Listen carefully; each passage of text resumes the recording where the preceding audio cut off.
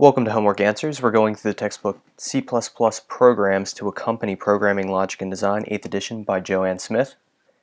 And in this video we're covering Lab 1-3.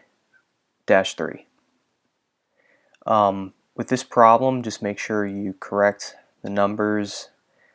If you have the data file, you'll notice that some of the numbers are different in this problem. Also, I've kind of gone in and added some of these curly braces. I noticed that like down here, I don't think they included this and this, like these two curly braces here. I'm not sure why. I just like everything to look consistent. So it might look a little different. I take out some of the notes with these data files as well. Like I know they put the name of the data file up here. I just take that out. But you'll know which problem it is, obviously, if you have the book and the data files.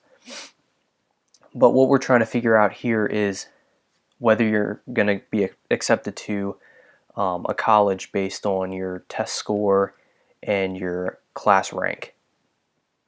So this one gets really sort of complex. You've got a lot of nested if-else statements, especially down here where we get into the else part. And what I've done is I've kind of organized it with these notes. So if you look like level 1, level 2, level 3 goes, 4 levels deep at some points, like down here. So for example, you would have this if-else statement. They're tied to one another, so level 1. In this else statement here, you've got this second level, so else, and then you've got this nested if-else inside of the else statement. And then when you go down to this else, you have an if-else nested inside of an else, nested inside of an else, and then even one more deep. So it gets kind of crazy. But all of these numbers, if you look up here, we're trying to figure it out if your test score is over 92, and if your class rank is over 27, then you're accepted. Otherwise, if your test score is above 92 but you're under 27 as far as your class rank, then you're rejected.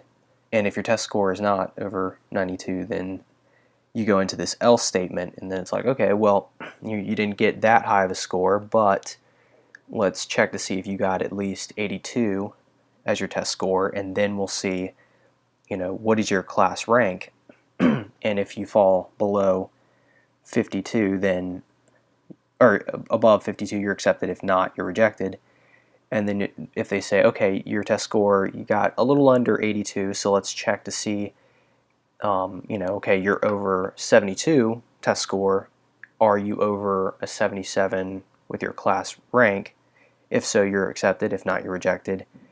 And I guess if you're just below all of that, then you're rejected straight up. So I've tried to make it a little easy here to show you where the levels are, where they're connected, so you could go like here and say that's the curly brace that belongs to, yep, that's the last level 1. So that curly brace is the beginning and this one is the end, whereas this curly brace is tied to this one. But let's go ahead and run the program real fast and check it out. Or let me click there. Okay, there we go.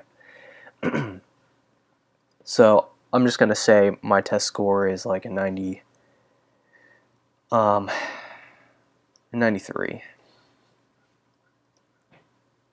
My class rank is a 28. So I'll be accepted.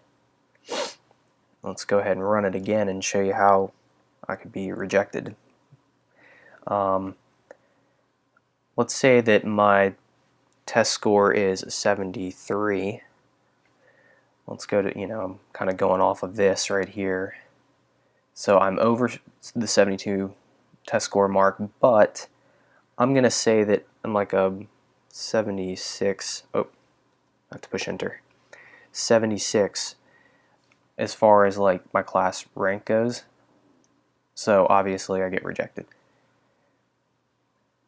So that's basically how the program works. It's just a little bit complex here. I believe they they should list this all out for you, or a lot of this should be completed, but it looks kind of like that, and that's how it kind of works. And if you can organize it, then you can sort of see where everything falls into place. But if you're using Xcode too, I like to kind of tell you Command K clears that part right there, and then Shift Command Y puts that down. So little quick keys to make it easy for you to use Xcode if you're using that.